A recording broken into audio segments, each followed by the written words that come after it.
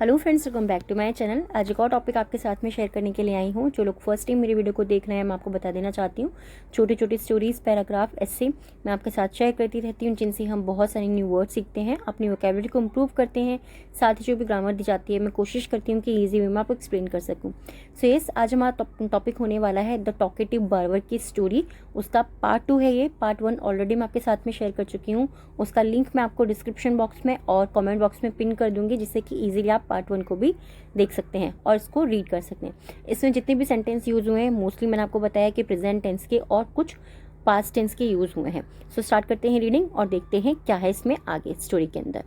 Even though the barber requests many times, the sultan does not tell him why he is in such a hurry. Even though, हालांकि the barber जो नाई होता है, request वो अनुरोध करता है, ठीक है, वो बार बार उससे रिक्वेस्ट करता है, अनुरोध करता है। मैनी टाइम्स यानी कि कई बार या बार बार हम बोल सकते हैं, दोनों ठीक है।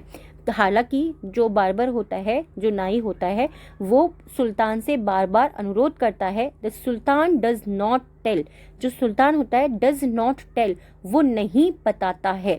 ये क्या है, हमारा प्रेजेंट इंडेफिनिट टेंस का नेगेटिव सेंटेंस, यहाँ पर हम डू और डज के साथ में नॉट का यूज करते हैं। वो नहीं बताता है, हिम मतलब उसको नहीं बताता है। वाई ही इज सच अ हरी, कि वाई मतलब क्यों, ही इज वह है, इन सच अ हरी कि वो इतनी हरी यानी कि इतनी जल्दी में क्यों है। वो ये वाली बात बार्बर को, नाई को नहीं बताता है, उसके बहुत अनुरोध करने पर भी। To get rid of him, to get rid of him का मतलब क्या होता है, गेट रिड ऑफ हिम मतलब छुटकारा पाना, हिम मतलब उससे, उससे छुटकारा पाने के लिए। To get rid of him, उससे छुटकारा पाने के लिए। सुल्तान जो है, tells him that he is inviting friends over for a feast, that is why he needs to go. उसे छुटकारा पाने के लिए सुल्तान टेल्स हिम, सुल्तान उसको बताता है या उससे बोलता है, दैट की he is inviting friends, he is inviting उसने आमंत्रित किया है, फ्रेंड्स दोस्तों को, उसने दोस्तों को आमंत्रित किया है या अपने जो फ्रेंड्स हैं उनको आमंत्रित किया है। Over for the feast, over for the feast यानी कि दावत पर, उसने अपने दोस्तों को दावत पर इनवाइटेड किया है। दैट इसलिए, that is why, that is why जब ये वर्ड तीनों एक साथ आते हैं, इसका मीनिंग होता है इसीलिए। ही नीड्स टू गो, उसे जाना होगा या उसको जाने की जरूरत है। दोनों तरीके से इस सेंटेंस को हम बोल सकते हैं कि ही नीड्स टू गो, उसको जाना होगा, या फिर ही नीड्स टू गो, उसको जाने की जरूरत है, क्योंकि दोनों का मीनिंग सेम निकल के आता है। On hearing this, on hearing this यानी कि यह सुनकर, ये सुनकर, ही ऑन हियरिंग दिस ये सुनकर। द बार्बर, जो वो बार्बर होता है, जो वो किसान है, सॉरी जो नाई है, रियलाइजेज वो महसूस करता है, उसको महसूस हुआ, जो बार्बर है यानी कि जो नाई है उसे महसूस हुआ। He too invited his friends, he too कि उसने भी, ही टू उसने भी इन्वाइटेड, यहाँ पे क्या है, पास्ट टेंस का यूज हुआ है, यानी कि वर्ब की जो है वो पास्ट फॉर्म का यूज हुआ है यहाँ पे। इन्वाइटेड उसने भी आमंत्रित किया था, हिज फ्रेंड्स की उसने भी अपने दोस्तों को आमंत्रित किया था। बट लेकिन, has not made any preparations, has not made लेकिन अभी तक नहीं की थी, एनी प्रिपरेशंस अभी तक कोई तैयारियां नहीं की थी। नाउ अब, to do away with him, now अब, to do away, do away यानी कि दूर करना, विद हिम यानी कि उसको अपने से दूर करने के लिए। The sultan offers him all the food prepared for the feast to him for feeding his friends.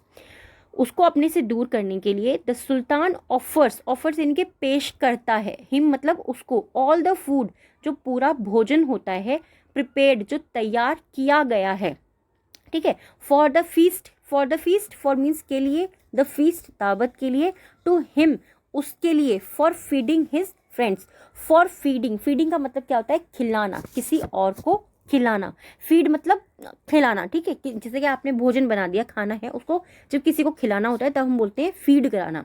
His friends उसके दोस्तों के लिए, तो वो क्या करता है, उस बार्बर को, उस नाई को अपने से दूर करने के लिए, वो उसको जो उसने भोजन बनवाया होता है अपने दोस्तों को खिलाने के लिए, वो उस नाई को पेश कर देता है। इवन यहाँ तक कि, इवन देन फिर भी, the barber waste more time in inspecting all the dishes which the sultan offers to him, फिर भी द बार्बर जो नाई है वेस्ट वो बर्बाद करता है मोर टाइम, वो अधिक समय जो है वो बर्बाद करता है इन इंस्पेक्टिंग यानी कि निरीक्षण करने में, ऑल द डिशेज जितने भी व्यंजन वहाँ पे बने थे उनको निरीक्षण करने में अपना समय वो बर्बाद करता है। Which the sultan offers to him, which जो द सुल्तान यानी कि जो सुल्तान था, ऑफर्स टू हिम जो उसने सुल्तान ने जो उसको पेश किया था उस भोजन का वो निरीक्षण करने में अपना समय बर्बाद करता है। नाउ अब द सुल्तान इज गेटिंग, जो सुल्तान है इज गेटिंग रेस्टलेस, अब जो सुल्तान है वो अब जो है वो बहुत ज़्यादा रेस्टलेस हो जाता है। यहाँ हम बोलेंगे कि वो रेस्टलेस होने लगता है। And agrees to every wish of the talkative barber, and agrees और सहमत हो जाता है टू एवरी विश, एवरी यानी कि हर एक विश, इच्छा के लिए, हर एक इच्छा के लिए, of the talkative barber.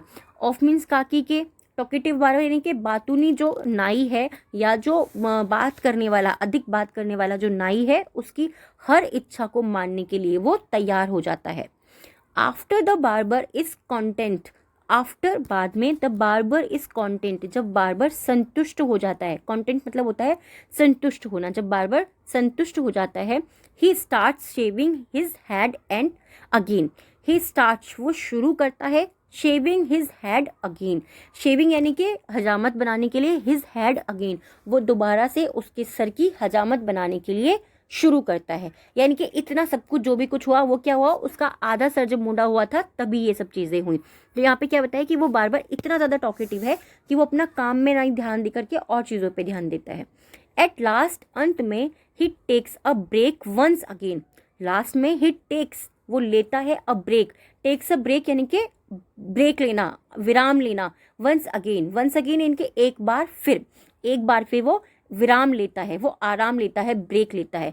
And exclaims that he was not aware the sultan was so generous, and exclaim का मतलब होता है चिल्लाकर कहना या किसी चीज़ को जोर से कहना, दैट कि ही वॉज नॉट अवेयर कि वो नहीं जानता था, अवेयर मीन्स जागरूक होना या सचेत होना या किसी चीज़ के बारे में आपको पता होना, कि उसको नहीं पता था या वो सचेत नहीं था कि जो सुल्तान है वह सो जेनरियस, कि वो जो सुल्तान है वो सो मीन्स इतना, जेनरियस इनके उतना उदार था, कि वो नहीं जानता था कि वो जो सुल्तान है वो इतना उदार था। However, हालांकि the case was just that the Sultan was wanting to get rid of him at any cost. The case यानी कि मामला, was means था just, केवल, that इतना, जो हालांकि जो मामला था वो केवल इतना था, that कि तो सुल्तान was wanting, सुल्तान चाह रहा था to get rid of him यानी कि उसको वो वहाँ से दूर हटाना या वो वहाँ से भगा देना चाहता था। एट एनी कॉस्ट यानी कि किसी भी कीमत पर वो बार्बर को, नाई को अपने पास से दूर भगा देना चाह रहा था। यहाँ पे पास्ट वॉज वांटिंग है तो पास्ट कॉन्टिन्यूअस टेंस है, ठीक है। तो वो मामला जो था ना, वो केस जो था वो केवल इतना सा था कि सुल्तान जो है उस नाई को अपने आप से किसी भी कीमत पर अपने आप से दूर कर देना चाहता था। The story tells us that we should not be extra talkative and focus on our job, otherwise people will get annoyed with us easily. The story tells us, जो कहानी है, टेल्स अस वो बताती है हमें, दैट की we should not be extra talkative, कि हमें बहुत ज़्यादा अतिरिक्त टॉकेटिव नहीं होना है, यानी कि हमें अतिरिक्त बात करने वाला या बकता नहीं होना है, बातूनी नहीं होना है। And focus on our job, और हमें अपनी जॉब पर यानी कि नौकरी, यहाँ पर हम जॉब का मतलब नौकरी भी बोल सकते हैं या फिर जो हमारा कार्य है उसको भी बोल सकते हैं, जो अपना कार्य है उस पर ध्यान देना है।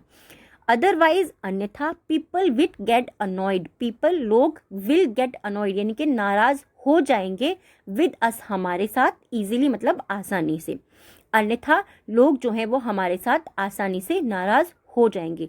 आई होप ये जो स्टोरी है ये आपको पसंद आई होगी।